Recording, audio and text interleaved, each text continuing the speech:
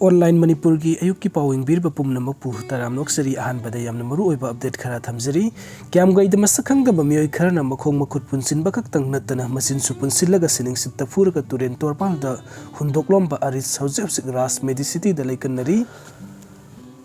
मरु ओइबा update खरा पंदम दगी लौखचगे कदाई फावु सुंबगे हाबिदुदि लेंगाक नथिजिनबा मथौ तारी खुटलाई लेनब पोपी थारिबा सिंगना कनी केजी अममम केनो केएनएफ द डोनेट तौगदबनी हाइबा सेरोल वायरल ओइरे गवर्नमेंट का सूचना ग्रुप केनो केएनएफ की माइकैदगी डोनेट माइकैदगी पोपी थारिबा सिंगना कनी केजी अममम डोनेट तौरकनबा खंगनख्रे कुकी नेशन अमगिदमक हौरिबा लान असि खुटलाई लेनबनी हाइना खंगनबा वरोल अमा सोशल मीडिया दा वायरल ओइरगले केनो केने की joint finance 3rd battalion Kuki army camp सिनाई mister Morris Kuki and mister Paumilan Kuki ने सेरोल अमा थोक्तुना पोपी थारिबा सिंगना कनी किलोग्राम अममम डोनेट तौरकतुना कुकी नेशन की मरम की दमकता खुलाई लेनबनी हाइना खंगली सु ग्रुप केनो केएनएफ न खुंजा खुदिंगमक अमदी पोपी थारिबसिंग द बिजनेस परमिट कार्ड इशू तवी असिगुम्बा परमिट कार्ड फंगलबा मियोसिंग न पोपी थागदबनी कनागुम्बा मियोसिंग न परमिट कार्ड असि याउदुना पोपी थारमनबदी मखुइदगी लुपा लाख अममम फाइन थियली सोशल मीडिया द वायरल ओइरकलिबा सेरोल असि कदाई फाबु सुंबगे हाइबदुदि लेंगाक न कुपना थिजिनबा मथौ तारी मथक की अपडेट असना कुकी जो काउंसिल की मिहुत सिंह न MHA द सेपरेट एडमिनिस्ट्रेशन की डिमांड तौखरे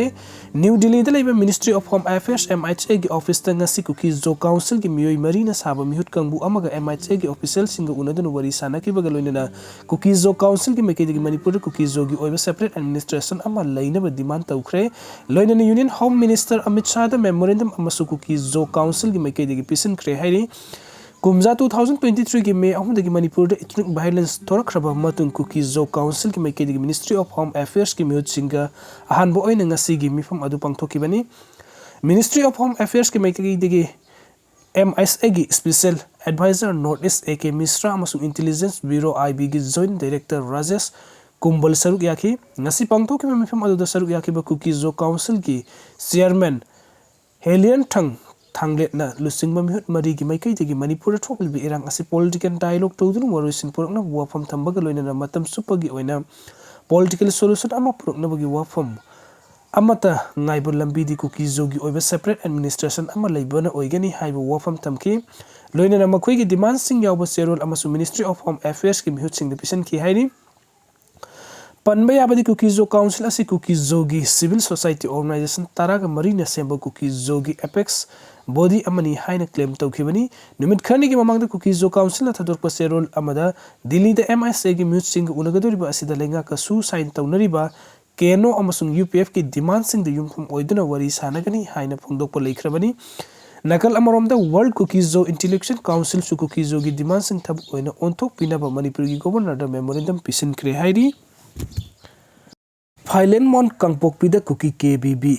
कुकी विलेज वॉलंटियर तरुक ड्यूटी सटपदा नागाना फुरकपदगी कोटुना प्रेस रिलीज थोखरे NNCN ना कुकी विलेज वॉलंटियर खरा दोन थिनथरपगी हौजी कुकी सिंग साउनखरे नोंगमै सुकाप हौखरे लोकेशन फाइलेंग मॉल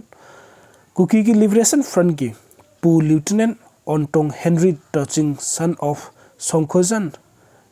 HO टिंगबेन तौथांग एट खेंगजोन विलेज असी WY tablet OD the separate administration फंखरे हाइरी फाइलेंग मॉल कांगपोकपी द कुकी खुटलाई पाइबा तरुक नागा खुटलाई पाइबा न फुथरखरे हाइरी म्यांमार की कुकी ताबा खामपाता जुंता आर्मी न एयर स्ट्राइक तरुक PDF तरुक सीखरे कोम की एक्टर पाउलिम कोबा अमा मागी सिसिपुर द लेबा रेस्टोरेंट कुकी सिंगना असापोत चथोकलगा लोइरगा बिल पियु हाइरुबदा कुकी न चाबबु करिगी बिल नो हाइना कुकी सिंगना तपताइना फुथबदगी सिसिपुर की हॉस्पिटल द लेकनरी हाइरी नागा पखंग अमगा नागा लेसाबी अमगा थौरी यानदुना सिरमले हाइरी